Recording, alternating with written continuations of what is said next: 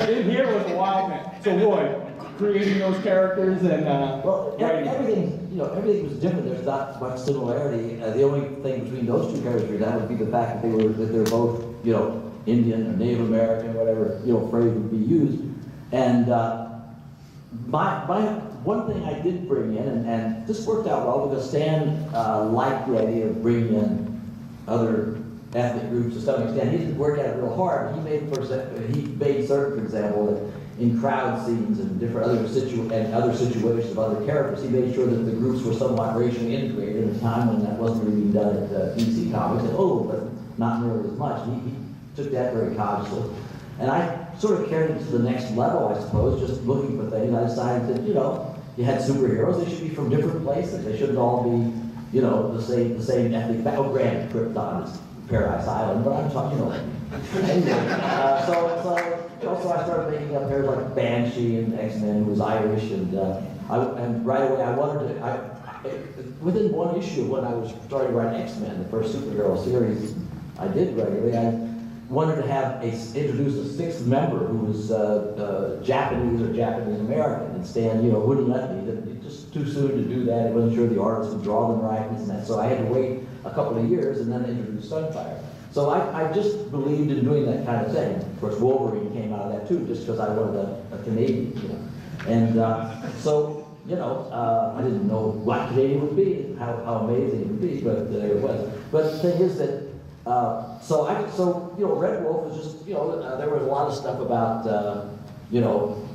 Indian rights and, whatever phrase was being used at the time, back the turn of the 70s and so forth. So I made up Red Wolf. I mean, not a great wild character. I didn't even look straight out of an old Western and put a wolf's head on him.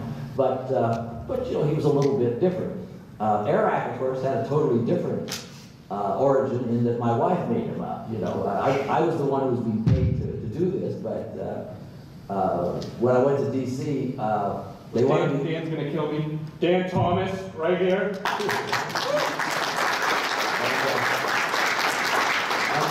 Sorry, DC wanted me to do a Conan type character and so forth. That's fine with me. I thought about maybe getting another Robert E. Howard character. I had a good relationship. There wasn't anything as good as Conan, and Call was taken, but we could have taken.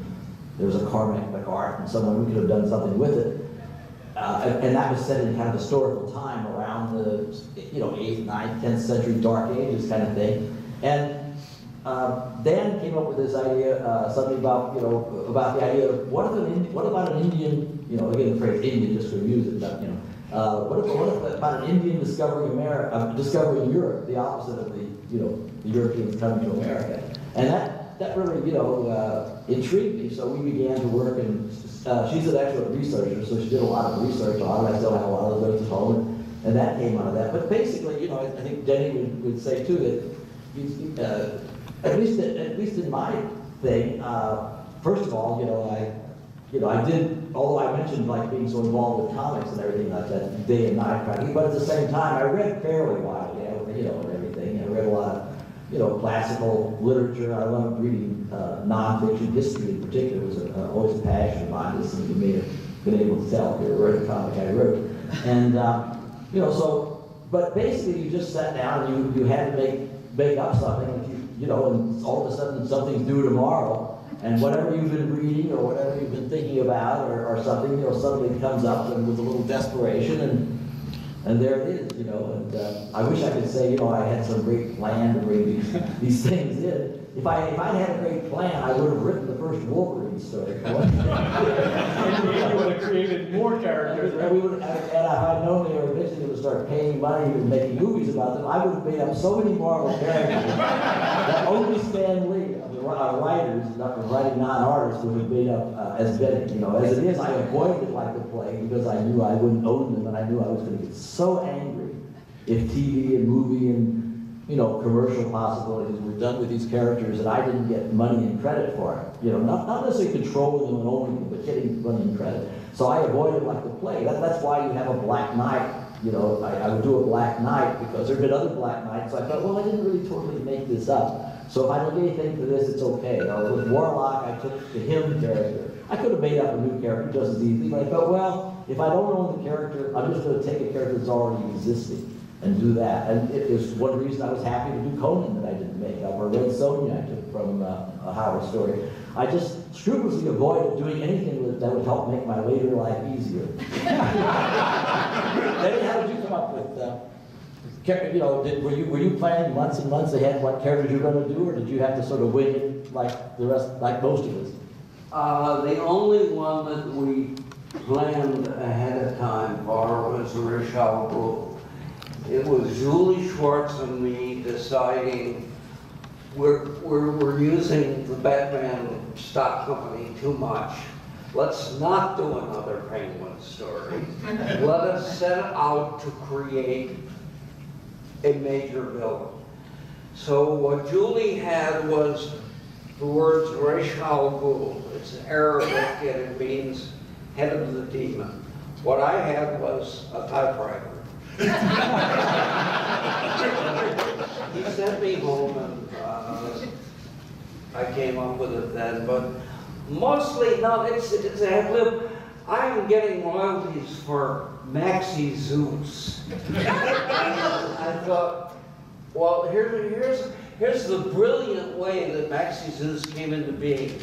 It's midnight, it's Sunday night, and I need to beat this deadline, and I need a villain, I need a gangster. Any gangster will do. A gangster.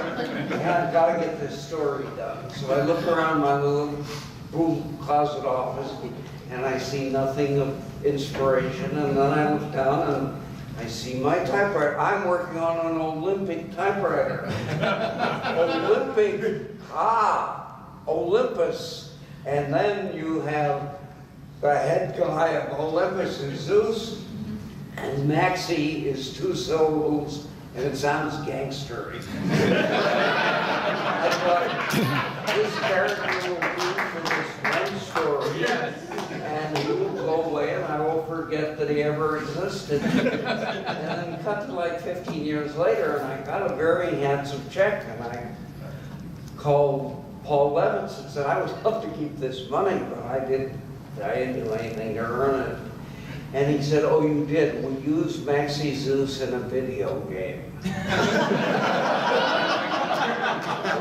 Maxie has had a long, and they've used him on television a lot. He's had a long afterlife, but I swear, I thought he is a plot device. That's all he is.